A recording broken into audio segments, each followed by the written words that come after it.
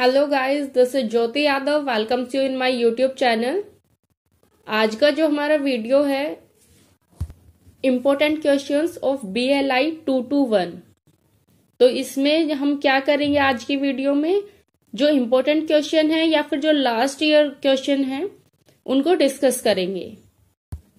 इस वीडियो का मोटिव है कि आपको जो मेन टॉपिक है उनके बारे में बताया जाए, जो मेन क्वेश्चन जो एग्जाम में आते हैं उनके बारे में बताया जाए।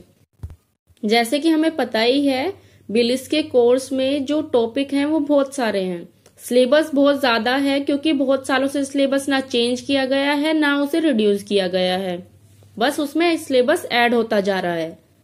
उसमें टॉपिक ऐड हो के वो सिलेबस है वो बहुत ज्यादा हो गया है, तो इतना ज्यादा सिलेबस कवर कर पाना थोड़ा मुश्किल है। इसलिए हम सिर्फ मेन टॉपिक्स के बारे में बात करेंगे और उन्हीं के बारे में डिस्कस करेंगे।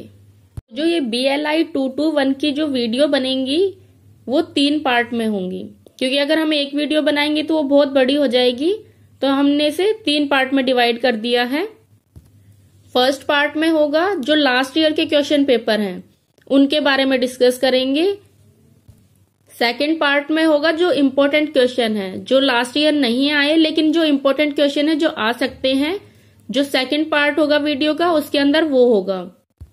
एंड थर्ड पार्ट में होगा जो बच्चे पूरा चैप्टर पढ़ना चाहते हैं, जो और नॉलेज गेट करना चाहते हैं, उनके लिए होगा थर्ड पार्ट। थर्ड पार्ट में आप लोगों को बताएंगे जो इम्पोर्टेंट चैप्टर हैं उनके बारे में कि आप ये इम्पोर्टेंट चैप्टर हैं और इनमें से आप ये रीड कर सकते हैं, पढ़ सकते हैं। मतलब आपको इम्पोर्टेंट चैप्टर हम बताएंगे कि आप ये वाले चैप्टर रीड कर लीजिए। जैसे कि मैंने पहले बताया कि बिलिस में जो सिलेबस है वो सिर्फ इंक्रीज हुआ है, जो पुराना सिलेबस है उसे हटाया नहीं गया है, तो इसलिए बहुत से चैप्टर ऐसे हैं जो अब काम के नहीं हैं, तो वो रीड करने का कोई फायदा नहीं है। इसलिए हम सिर्फ आपको जो मेन चैप्टर हैं उनके बारे में बताएंगे पार्ट 3 में। तीनों वीडियो इम्पोर्टेंट हैं, तो तीनों वीडियो को ध्यान से सुनना और ध्यान से उसे पढ़ना। क्वेश्चन पता होने के बाद हमें जो थ्योरी है वो पढ़ने में इजी हो जाती है। ये स्मार्ट तरीका है रीड करने का या फिर पढ़ने का। अगर आप फर्स्ट और सेकंड वीडियो अच्छे से देख लेंगे आपको पता चल जाएगा कि कौन कौन से क्वेश्चन इम्पोर्टेंट है, कैसे एग्जाम आता है आप लोगों का, कैसे उसमें लिखना है, तो आपको थ्योरी पढ़ने में इजी हो जाएंगे, एग्जाम देने में इजी हो जाएगा। और वो होता है ना कि हमें आता है पूरा टॉपिक पर लिखना कितना है, उसमें मेन टॉपिक कौन सा है, पॉइंट कौन कौन से बनाने हैं, वो चीज आप इन वीडियो से सीख सकते हैं। सो अब आपका टाइम वेस्ट नहीं करते हैं और वीडियो को स्टार्ट करते हैं। और एक और मेन चीज कि आप कोई भी एजुकेशनल वीडियो देखते हो तो पेन और नोटबुक अपने हाथ में रख के देखा करें कि आपको कोई भी इम्पोर्टेंट पॉइंट लगे वो आप फटाफट से लिख सकें, क्योंकि क्या होता है ना हम उन्हें नोट कर लेते हैं कोई भी पॉइंट तो वो हमें याद भी रहता है। इसलिए कोई भी वीडियो आप एजुकेशनल वीडियो देखते हैं तो पेन और नोटबुक अपने साथ लेके बैठें। BLI 221 से लेके 229 तक सभी की वीडियो बनाएंगे, तो प्लीज आप हमें सपोर्ट करें और ध्यान से पढ़ें और अच्छे मार्क्स लेके आए। हमारी वीडियो है वो है BLI 221 library information and society. तो जो आज हम क्वेश्चन पेपर डिस्कस करने जा रहे हैं वो है दिसंबर 2019 का, BLI 221 December 2019 library information and society. BLI 221 का जो हमारा क्वेश्चन पेपर है वो 2 पार्ट में डिवाइड होता है, पार्ट 1 और पार्ट 2। पार्ट 1 में 6 क्वेश्चन होते हैं जिनके अंदर से हमें 4 क्वेश्चन अटेम्प्ट करने होते हैं। पार्ट 2 में 8 क्वेश्चन होते हैं, 8 क्वेश्चन में से हमें कोई भी 6 क्वेश्चन अटेम्प्ट करने होते हैं। 70 मार्क्स का होता है पेपर हमारा और उसके लिए हमें 3 घंटे मिलते हैं। मतलब जो मैक्सिमम मार्क्स हैं वो 70 हैं और टाइम है वो 3 आवर्स का है। इससे पहले जो नोट होता है, मतलब ऊपर जो नोट लिखा होता है उसके बारे में डिस्कस कर लेते हैं, ताकि आपको एग्जाम में जाके वो रीड करने में टाइम वेस्ट ना करना पड़े, क्योंकि नोट को रीड करने में ही 5 से 7 मिनट निकल जाती हैं। वहां एग्जाम में जाके आप नोट पढ़ेंगे, इसमें नोट में 3 पॉइंट लिखे हैं, इनको समझेंगे, तब तक आपकी 5 से 7 मिनट वेस्ट हो जाएंगे। इससे अच्छा आप अभी समझ लेंगे इन्हें और वहां जाके सिर्फ एक ओवरव्यू आप देखेंगे कि हाँ वही नोट सेम लिखे हुए हैं और आप आगे बढ़ जाएंगे। ये फर्स्ट वीडियो है इम्पोर्टेंट क्वेश्चन सीरीज की, तो इसमें हम अच्छे से डिस्कस कर लेंगे और बाकी जो वीडियोस आएंगे उनके अंदर ये सब डिस्कस नहीं करेंगे, डायरेक्ट हम वीडियो को स्टार्ट करेंगे। तो फर्स्ट पॉइंट में लिखा हुआ है the question paper is in 2 parts, attempt all parts as per instruction given therein. मैं आपको पहले बता चुकी हूँ जो क्वेश्चन पेपर है वो 2 पार्ट्स में है। तो इसमें कहा है कि क्वेश्चन पेपर 2 पार्ट्स में है और जो आपको हर पार्ट में इंस्ट्रक्शन दी हुई है कि आपको कैसे करने हैं। तो मैं आपको बता देती हूँ क्या क्या इंस्ट्रक्शन दी हुई है। जो पार्ट 1 है उसमें से आपको 4 क्वेश्चन करने हैं, मतलब 6 क्वेश्चन हैं, उनमें से कोई भी आपको 4 करने हैं और हर क्वेश्चन में 500 वर्ड ईच, मतलब 500 वर्ड आपको उसके अंदर लिखने हैं। तो जो आपको अच्छे से आते हो 6 में से वही 4 करने हैं। Answer any 4 of the following questions in about 500 words each. ये लाइन आपको वहां देखने के लिए मिलेगी। तो जो पहले आप 6 के 6 क्वेश्चन रीड कर लेना वहां, फिर आप देखना कि आपको कौन कौन से आते हैं इनमें से, और जो पहले अच्छे से आते हैं वो वाले पहले करने हैं। बढ़ते हैं सेकंड पॉइंट की तरफ। Treat your answers with suitable examples and diagrams wherever necessary. मतलब अगर आप जब आंसर लिख रहे हैं उस टाइम अगर एग्जाम्पल की जरूरत है तो आप उसमें एग्जाम्पल दे के लिखें। अगर उसमें कोई डायग्राम बन रहा है तो आप डायग्राम बना के लिखें, मतलब उसे रिप्रेजेंट करें, डायग्राम को बनाएं अगर जरूरत पड़ती है। तो मान लो किसी क्वेश्चन में डायग्राम की या फिगर बनाने की जरूरत है तो उसमें आप बनाएं, क्योंकि क्या होता है थ्योरी एग्जाम किसके लिए होता है, आपकी रिप्रेजेंटेशन देखने के लिए, है ना। तो आप वहां जो लिख के आएंगे, जो रिप्रेजेंट करके आएंगे, उसी के मार्क्स मिलेंगे। तो अगर जिस आंसर में एग्जाम्पल देना आपको लगता है कि वहां एग्जाम्पल देना चाहिए तो वहां आप एग्जाम्पल लिख के और अलग से पॉइंट बना के एग्जाम्पल दे दें। डायग्राम बनाना है तो डायग्राम बना दें वहां। सेकंड पॉइंट का ये मतलब है। Then we have third point, relevant question number before writing the answer. मतलब आंसर जो आप लिख रहे हो वो आप ये देख ले कि वो सही क्वेश्चन का सही आंसर आप लिख रहे हैं। मान लो आप ना सेकंड क्वेश्चन लिख रहे हैं और आपने उस पर डाल दिया सेकंड और फिर आपने उस पर आंसर लिख दिया थर्ड का। आपका अगर आंसर पूरा ठीक है लेकिन नंबर है वो सेकंड आपने डाला हुआ है और आंसर आपने थर्ड का कर दिया उसमें, तो वो आपका आंसर है वो सेकंड का माना जाएगा, चाहे वो पूरा आंसर आपका ठीक क्यों ना है, उसमें आपको मार्क्स नहीं मिलेंगे। तो सही आंसर पर सही नंबर डालना है। 2 मिनट लगती हैं इसमें, तो 2 मिनट आप एक बार अपने एग्जाम को, आपने जो आंसर शीट है उसको रीचेक कर लेना लास्ट में कि आपने सेम क्वेश्चन का सेम आंसर लिखा है या फिर जो नंबरिंग है वो गलत हो गई है। क्योंकि अगर नंबरिंग गलत हो गई तो आपका वो आंसर सही लिखने का कोई मतलब नहीं बनता है, आप अपने मार्क्स गवा देंगे, कोई फायदा नहीं है फिर आपके वो आंसर लिखने का। अगर नंबर ही गलत लिख दिया आपने उस पर तो मार्क्स नहीं मिलेंगे। तो आंसर को रीचेक करना बहुत जरूरी है, जो हमारी आंसर शीट है उसको रीचेक करना बहुत जरूरी है। मैं सजेस्ट करूंगी कि जब एग्जाम देने जाएं आप तो वॉच जरूर पहन के जाएं, क्योंकि क्या होता है ना कि बिना वॉच के हमें टाइम का नहीं पता लगता। अगर हम वॉच पहन के जाएंगे तो हमें टाइम पता लगेगा कि इतने टाइम में एक क्वेश्चन अटेम्प्ट करना है। सबसे मेन चीज आंसर शीट को रीचेक करना बहुत इंपॉर्टेंट है। भले ही आप एक क्वेश्चन छोड़ के आ जाएं लेकिन रीचेक करना मत भूल के आना। आते हैं क्वेश्चन फर्स्ट पे। Discuss the roles, functions and activities of library associations in India.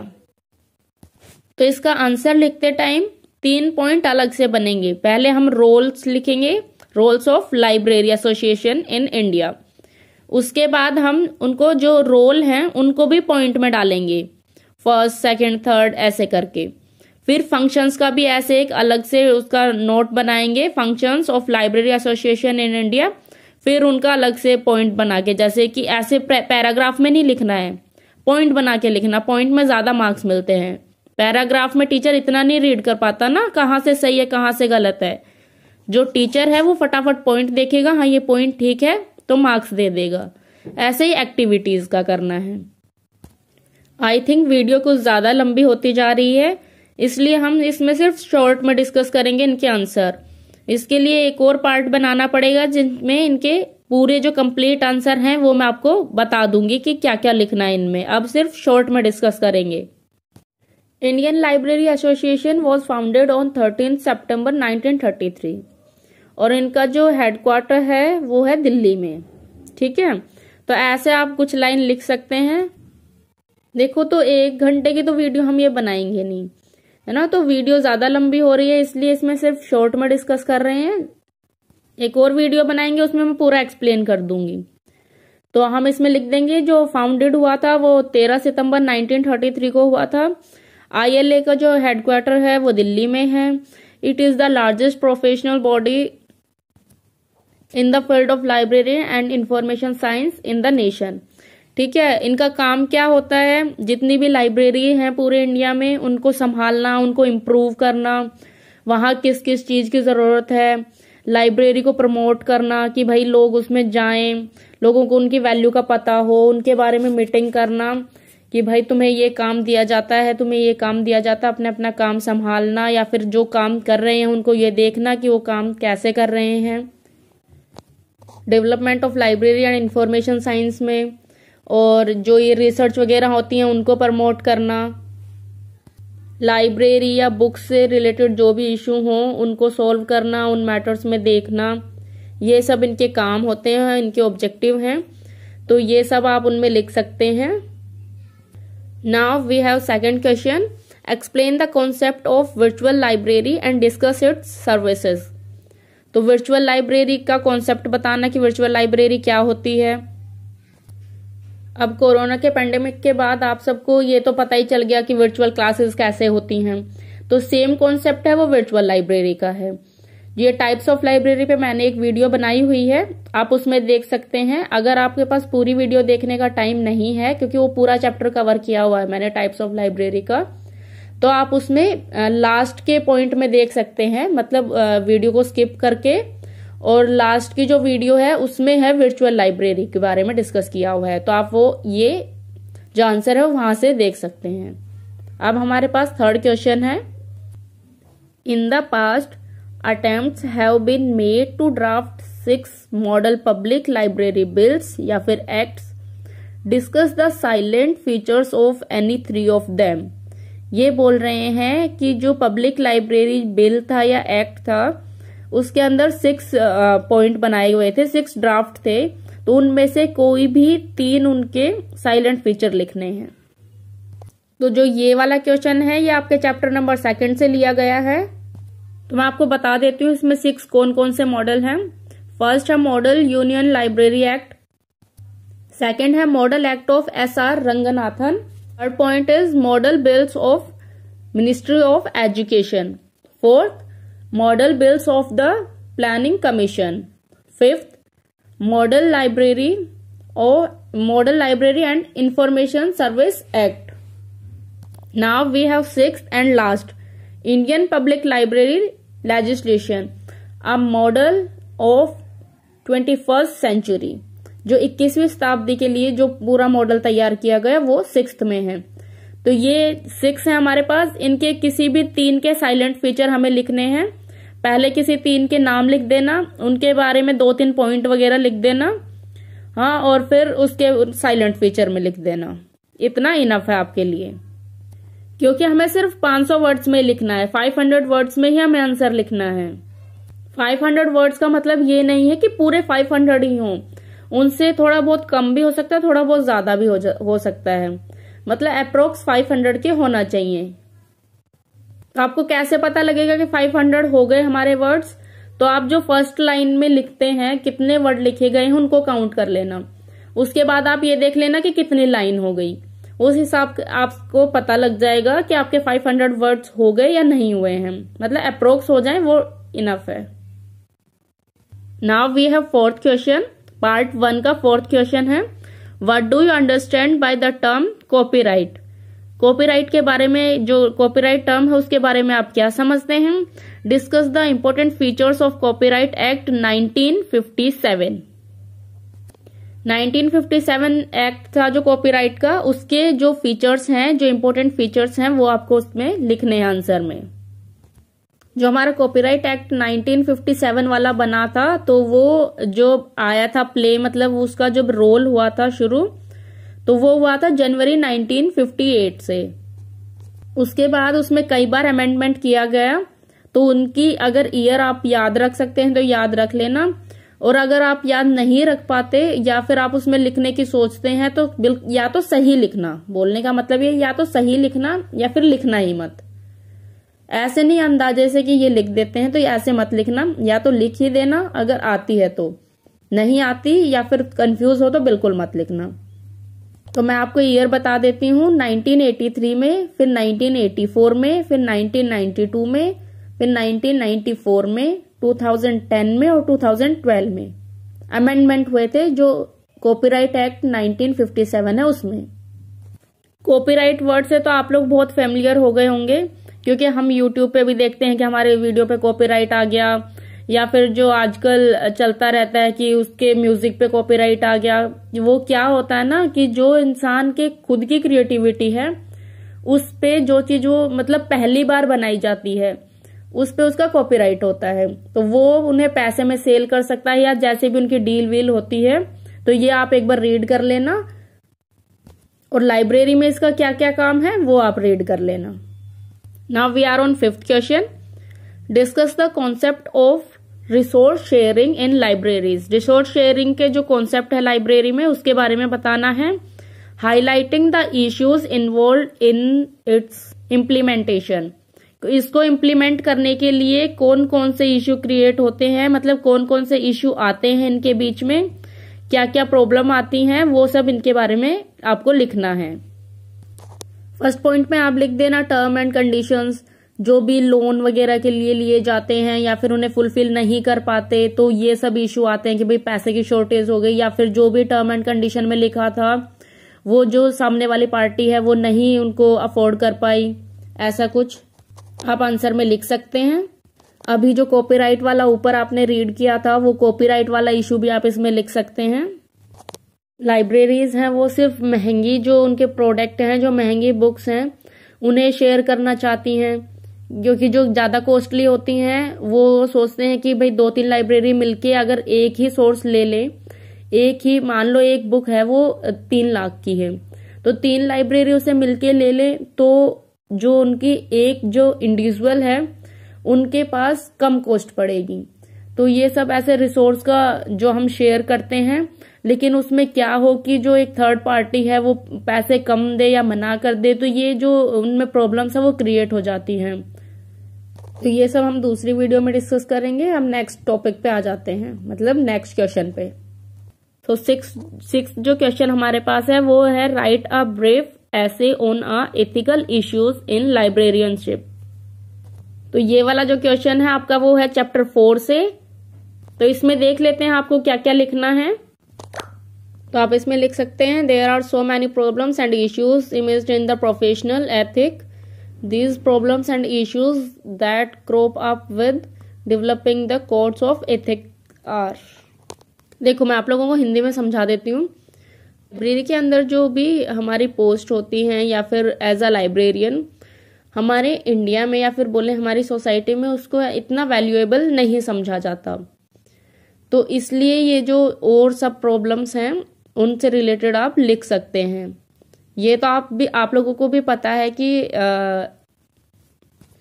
एक डॉक्टर इंजीनियर है उनको ज्यादा वैल्यू दी जाती है एज कंपेयर टू लाइब्रेरियन, है ना, हमारी सोसाइटी में। तो ये सब जो प्रॉब्लम्स हम लोगों को फेस करनी पड़ती हैं इसके बारे में आप उसके अंदर लिख सकते हैं, और इन प्रॉब्लम्स को कैसे ओवरकम कर सकते हैं आप इनके बारे में भी लिख सकते हैं उसमें। तो इस 6th क्वेश्चन के साथ हमारा पार्ट 1 भी खत्म होता है। अब हम आते हैं पार्ट 2 में। Right short notes on any 6 of the following in about 250 words each. अब हमें 250 वर्ड में लिखना है। 8 क्वेश्चन दिए हैं, उनमें से कोई भी 6 क्वेश्चन करने हैं और वो भी 250 वर्ड्स में। So let's start with first question. Technological perception of information society. तो ये वाला क्वेश्चन है वो चैप्टर फर्स्ट से लिया गया है। सिलेबस में 5 तरह के परसेप्शंस दिए हुए हैं, occupational perception, natural, technological, cultural और इकोनॉमिकल परसेप्शन। तो ये 5 परसेप्शंस दिए हुए हैं हमारे सिलेबस में, चैप्टर फर्स्ट में है, ये सब आप रीड कर सकते हैं और ये 5 इंपॉर्टेंट हैं। तो हमारे पास इसमें टेक्निकल दिया हुआ है, तो टेक्निकल में आईटी से रिलेटेड होता है, कैसे स्टोर किए जाएंगे, कैसे ट्रांसमिट होंगे, मतलब कैसे इंफॉर्मेशन को स्टोर किया जाएगा, कैसे उसे इंफॉर्मेशन को प्रोसेस किया जाएगा, इंफॉर्मेशन को कैसे ट्रांसमिट किया जाएगा, है ना, ये सब इसमें आएगा आईटी में, मतलब टेक्निकल परसेप्शन में। So you can read it from chapter first. So next question is question number 2, part 2 का question number 2, hybrid libraries. Hybrid libraries, तो हाइब्रिड लाइब्रेरी क्या होती है? मिक्सचर होती है ट्रेडिशनल लाइब्रेरी की और जो इलेक्ट्रॉनिक लाइब्रेरी है उनकी। ठीक है, टाइप्स ऑफ लाइब्रेरी मैंने बनाई हुई है वीडियो, उस पे आप देख सकते हैं। ये भी जो टॉपिक है हाइब्रिड लाइब्रेरी का, ये भी आपको लास्ट में मिलेगा। टाइप्स ऑफ लाइब्रेरी वाला जो चैप्टर है वो बहुत इंपॉर्टेंट है, इसलिए मैंने उसकी पहले वीडियो बना दी थी। उस चैप्टर में से कम 15 से 17 नंबर का, 15 से 20 नंबर का हम बोल सकते हैं पेपर आता है, तो वो चैप्टर और वो वीडियो आप जरूर देख लेना एक बार। बढ़ते हैं थर्ड क्वेश्चन की तरफ, डिसइंटरमीडिएशन ऑफ इंफॉर्मेशन। ये भी आपका फर्स्ट चैप्टर से है। Disintermediation means finding of information by an end user without the need for a third party, the process whereby users are encouraged to interact directly with services and service provider system using as online system. Similarly, the introduction of self-service issued is the process of disintermediation. Now we are on fourth question, and the fourth question is application of second law. 5 law है ना, उनमें से second law के बारे में पूछा है। Every reader his or her book. This question is also from chapter first, तो आप ये सब देख के समझ सकते हैं कि जो चैप्टर फर्स्ट है वो बहुत इंपॉर्टेंट है। तो आप ये 5 लॉज हैं, जो 5 लॉज ऑफ लाइब्रेरी साइंस, ये आप अच्छे से पढ़ लेना। इनमें से हमेशा एक क्वेश्चन आता है। इसमें तो जैसे सेकंड दिया हुआ है, इन 5 में से कोई भी आ जाता है, इम्प्लीकेशन आ सकती है किसी की भी, तो ये वाला टॉपिक आपको अच्छे से पढ़ के जाना है। फिर हमारे पास है 5th question, the patent act 1970।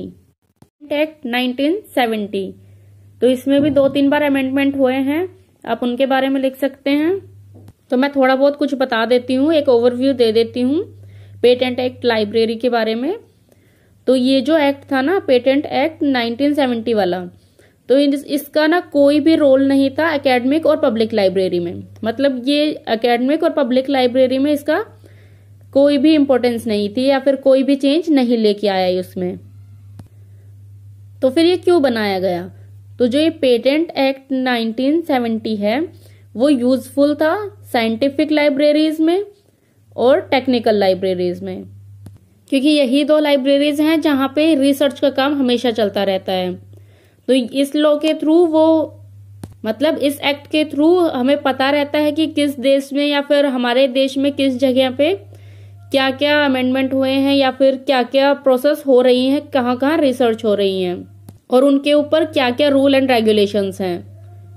तो लॉ लाइब्रेरी में इसका भी बहुत यूज था। Now we are on 6th question, DELNET। तो इसको हम बोलते हैं डेलनेट। सबसे पहले तो हमें इनका फुल फॉर्म पता होना चाहिए। अगर हमें फुल फॉर्म नहीं पता तो हमें चाहे आंसर आता हो हम लिख नहीं पाएंगे। जैसे अब उसमें आ गया डेलनेट, अब हमें पता ही नहीं डेलनेट की फुल फॉर्म क्या है, तो हम आंसर क्या लिखेंगे? तो आप फुल फॉर्म्स एक बार जरूर देख के जाना, मतलब अगर याद भी ना करके जाओ तो एक बार देख के जरूर जाना, नजर मार के जाना कि कहाँ कहाँ पे जो फुल फॉर्म्स दी गई हैं, शॉर्ट फॉर्म दी गई हैं, तो उनका मतलब क्या है।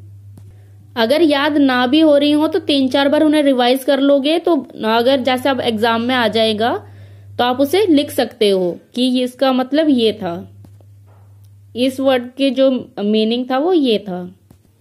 221 में जितनी भी फुल फॉर्म्स हैं, जितनी भी शॉर्ट फॉर्म हैं यूज हुई हैं, उनके ऊपर मैंने वीडियो बनाई हुई है। मैं लिंक डिस्क्रिप्शन में दे दूंगी या फिर आई बटन में आपको दिख जाएगा, तो आप वो देख सकते हैं, वहां से आप उन्हें पढ़ सकते हैं। तो उसमें आपकी क्या हेल्प हो जाएगी कि आपको एक एक जो शॉर्ट फॉर्म और फुल फॉर्म है वो सर्च नहीं करनी पड़ेंगी, आपको एक जगह ही मिल जाएंगी।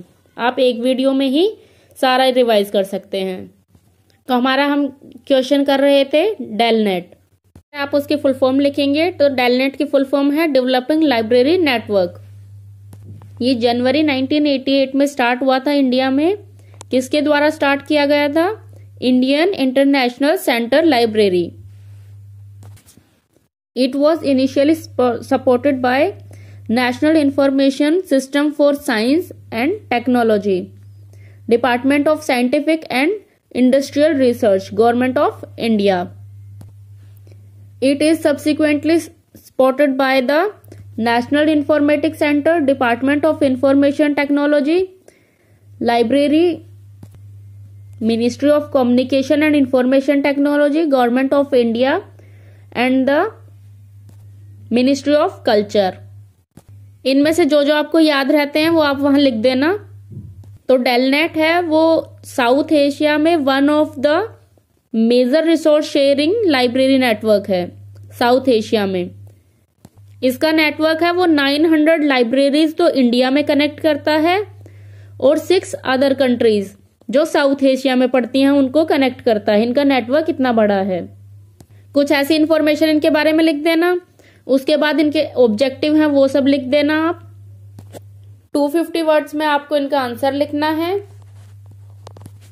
तो ज्यादा पेज ना भर के 250 वर्ड्स में ही इसको निपटा देना। हमारा 7th क्वेश्चन है ICOLC। अब ये फिर से एक शॉर्ट फॉर्म है।